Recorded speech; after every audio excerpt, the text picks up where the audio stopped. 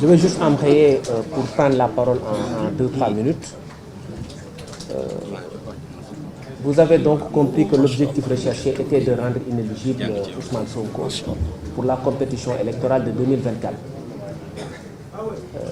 Quelles que soient les hypothèses en place ou les déclarations et positions des uns et des autres, il s'agit simplement de le rendre inéligible. Je rappelle qu'il s'est agi en l'espèce d'une affaire de diffamation, donc une affaire privée. La partie civile, M. Mamba Niang, s'était dite satisfaite lorsqu'elle était sortie de l'audience et a remercié tous les Sénégalais. Quelque temps après, il a été reçu en conférence de presse et il a dit ceci. Ousmane Sonko n'a pas encore échappé à l'inéligibilité. C'est lui qui le dit. Donc, la réponse à la question de savoir qu'est-ce qui les motive est claire.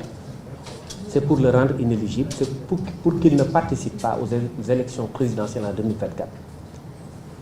Alors, est-ce qu'on a le droit d'utiliser la justice pour écarter des adversaires politiques? Je pense que ce temps est révolu. Et l'agenda de la justice, disait Maître Amadou Diallo tout à l'heure, n'est pas l'agenda des politiques, ni l'agenda des médias. Il faudrait qu'on laisse la justice respirer un peu et laisser les politiques compétir ailleurs. Khalifa Sall a été condamné le 30 mars 2018, si je ne m'abuse, à 5 ans de prison. En juillet 2018, sa peine a été confirmée en appel.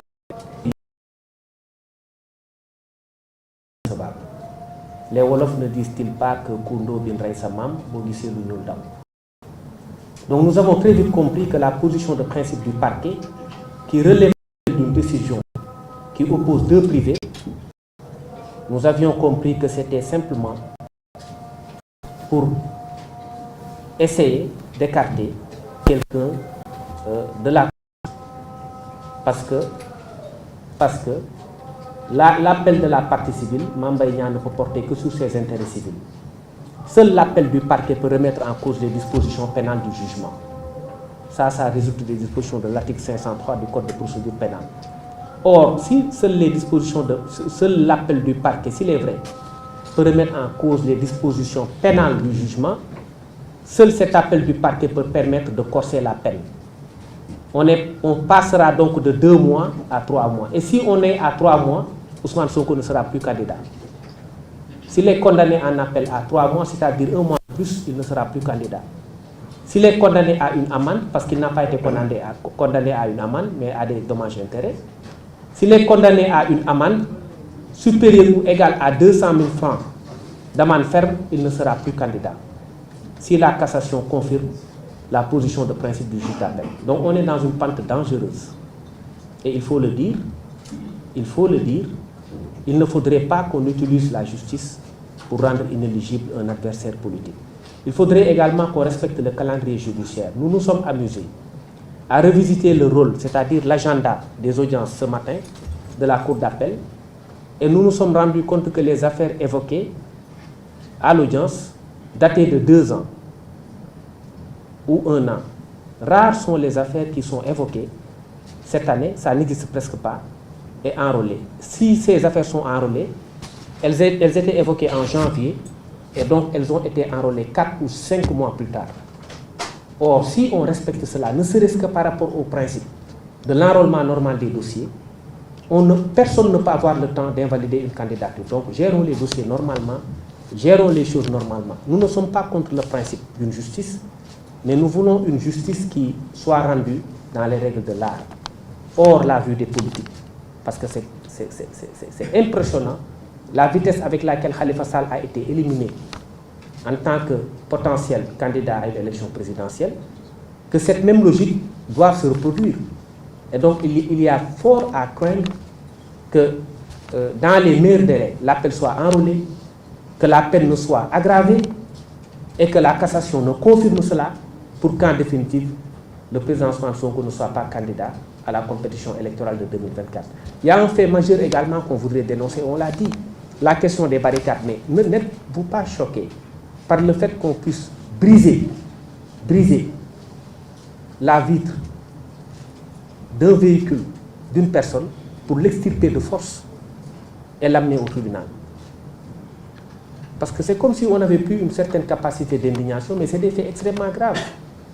Quelqu'un qui se rend au tribunal, vous accordez vous-même la liberté de briser sa vitre, de le faire sortir de force et de l'amener à comparaître au tribunal pour un dossier de droit commun de diffamation, sans mandat d'un juge, sans ordre de quelque autorité judiciaire que ce soit, et vous vous permettez ensuite de barricader son domicile et de l'empêcher d'exercer sa liberté d'aller et de venir.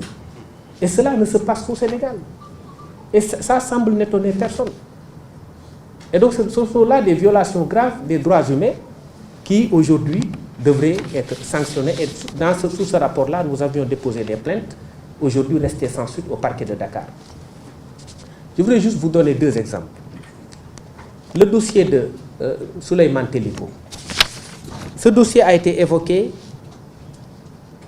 le 2 avril 2021. Il est mis en délibéré pour le 18 avril 2023. Donc 2 ans, jour pour jour. Le dossier de Barthélémy Diaz, il est pendant depuis presque 10 ans ou plus. Alors pourquoi veut-on? Parce que simplement on veut écarter un adversaire politique de la part de la partie civile, faire accélérer les choses, dans quelques mois, 1 mois ou 2 mois, juger l'affaire, dans 3 mois, 4 mois, juger l'affaire en cassation, appel, cassation, élimination. Mais si on laisse passer cela, on sera peut-être indolent vis-à-vis d'une certaine violence qu'on veut exercer au cœur du droit. Ce n'est pas tolérable. Et donc, je pense que tout a été dit par mes excellents confrères. Pour le reste, j'ai essayé un peu de résumer les choses. Je pense qu'on peut ouvrir les questions. On peut en prendre 3 pour vous permettre d'aller observer la coupure du jeu. Merci. Oh, tu as résumé. C'est bon. Très, très bien.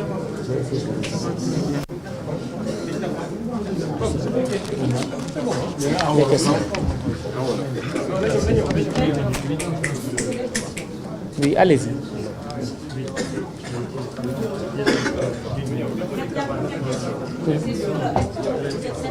La décision vous allez interjeter appel. La deuxième question, où allez-vous avec les prélèvements qu'on avait dit sur la mise au transport qui va porter le jour du procès? Est-ce que des gestes ont été faits pour savoir exactement le litige qu'on a fait à votre client? Est-ce qu'il ne faut pas rassembler les questions? La première question, c'est quoi? Est-ce que vous allez interjeter appel? Vous êtes satisfait de la décision de justice? Baba.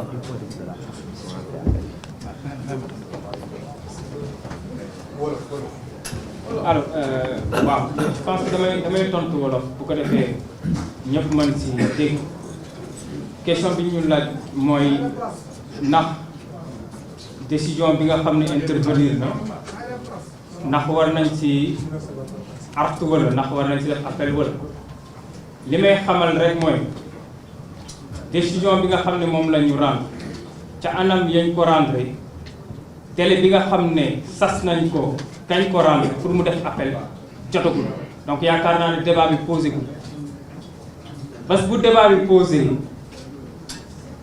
bés bu délai bi jotee boog laa ko wax pour ñu def appel ba débat bi posé bu keroog joojaa di ngeen ñu dégg wala di ngeen gis ni ñu si doxal waaye fu mu ne nii li ñu leen mën a wax mooy décision bi mënuñu si wax ne kontaan nañ si wala kontaan nañ si mënuñu si wax ne baax na wala baaxul li ñuy xaar rek mooy parce que ñun ay juriste lañ ay praticiens yu chevronnés lañ du droit ña ngi xaar délai bi nga xam ne yoon nañu ko sas pour ñu mën a def appel jot bu keroog yu jaar di ngeen ñu dégg wala di ngeen ñu yéeg yeneen question yi maa ngi bàyyi Bamba tontu si.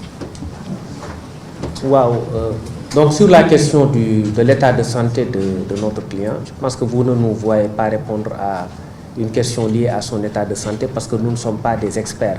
Non, je ne parle pas de l'état de santé. Oui. Je parle de la liquide qu'on avait. Du liquide, oui. Vous avez fait des prélèvements pour savoir. Oui, ça c'est une affaire médicale. Ces habits ont été envoyés à l'étranger pour des tests. Les résultats ne nous sont pas encore parvenus. Alors, on a constaté que toutes les plaintes déposées contre Ousmane Sonko font l'objet d'une mobilisation exceptionnelle de la République. Êtes-vous optimiste d'avoir obtenu gain de cause face à ce parti? Non, c'est le contraire. Toutes les plaintes déposées par Ousmane Sonko ne sont pas traitées. Aucune plainte déposée par Ousmane Sonko n'a été diligentée, en tout cas déposée par ses avocats. Nous en avons déposé une multitude et aucune d'entre elles n'a été diligentée. Voilà. dégg nañu aussi ngeen wax ci li nga xam ne moo di certificat médicaux yi ngeen xam ne nekkoon na à votre possession mais est-ce que li Ousmane Sonko waxoon ni yor na ko boobu bu nekk aussi yor ngeen ko yor aussi. Nous avons fini de déposer les certificats médicaux au juge parce qu'il y a des choses qu'on ne peut pas dire ici parce que c'est en raison du secret médical qui nous lie. Dans tous les cas, les certificats médicaux ont été déposés, le juge a refusé d'en prendre acte. Je parle du rapport. C'est bon. Est-ce que aussi le rapport de l'IGE, non. Ça même au vu des éléments du dossier, c'est documenté. Vous avez les aveux de M. Mambaïnian. Vous avez les aveux de M. Amadouba, le Premier ministre. Le rapport existe, qu'il s'agisse d'un rapport ou d'un pré-rapport. La loi ne distingue pas selon qu'il y a un rapport provisoire ou un rapport définitif. Et Ousmane Sonko a simplement dit qu'il y a un rapport. Un pré-rapport, c'est un rapport. Un rapport définitif aussi est un rapport. Ils n'avaient aucune chance de gagner le procès s'ils avaient admis la présence, une dispense à Ousmane Sonko et la possibilité pour nous de plaider cette affaire-là. Donc nous vous remercions d'être venus et nous vous souhaitons une excellente fin de journée. Merci. 17h.